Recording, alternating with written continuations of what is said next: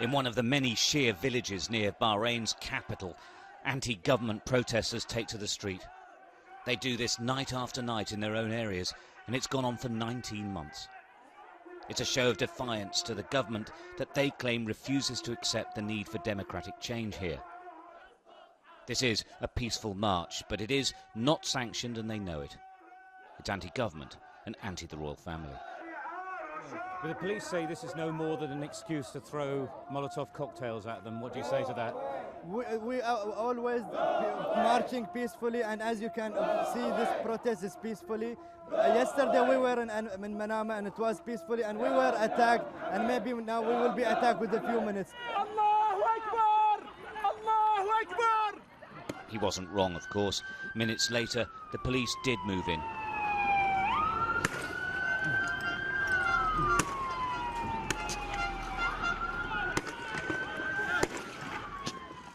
Their tear gas greeted with petrol bombs.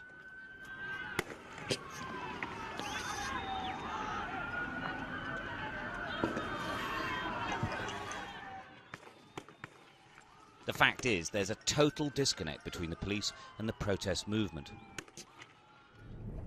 The officers we joined say they're there to keep the peace and keep roads open. Night after night, they have to deal with this. The protesters, though, say they are brutal and, more importantly, they're foreigners with little care or understanding. The problem with this is not representation. There are policemen, and if we're talking about Sunnis and Shias, as what you're trying to, I think, to say here, that probably not enough Shias represented in the police, or not enough I'm saying Bahrainis that the community says that the police does not exist to protect it. It is there here to protect the government, and they use foreign policemen to maintain that order. That's not true. I mean, do you know how many Bahrainis in the police force? No, I don't know. So, you know, there's a big percentage of the police that are Bahrainis, and from all segments, from Shias, Sunnis, from all segments of the Bahraini community. The government does sanction some protests, but not in the centre of the capital, Manama. For a protest movement, of course, that is the point. So they infiltrate in small groups, suddenly shouting slogans before scarpering as the police move in. It's disruptive and goes on all day. The question is, what constitutes a proportionate response to what is basically nothing more than chanting?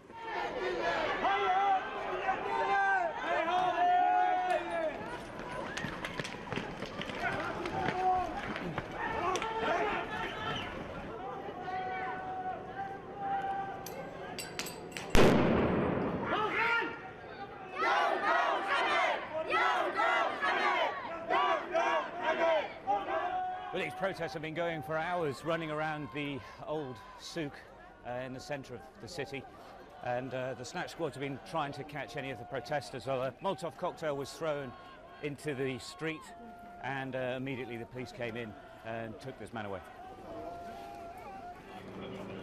Widely condemned by the international community last year, criticised by an independent inquiry, the United Nations and human rights groups, the government now says it is bringing about democratic change, insisting it takes time. There have been many changes. Reform in the security forces, reform in the judiciary forces, reform in the parliament itself. So I think today we are in a very different position from 12 months ago, and if we can continue to progress at the pace of the past 12 months, then I think we'll be in a better position a couple of years from now. The Shia majority on this tiny island feel disadvantaged and disenfranchised. Their communities are poor. They feel like second-class citizens ruled by a Sunni minority who don't care. Crucially, they say nothing is changing, whatever the government tells the world. They've accepted more than 150 recommendations in Geneva, but we couldn't see anything on the ground happening. So what's going to happen, do you think? I can't see any bright future. I do believe that they're going to be There's going to be something happening good for people, but when and how, I really don't know. The spirit of the Arab Spring is here, but it is complicated. Political dialogue is possible, and there's room for manoeuvre on both sides. If they don't, Bahrain will suffer even more, because even the poorest fishermen one day will demand a voice. Stuart Ramsay, Sky News, Bahrain.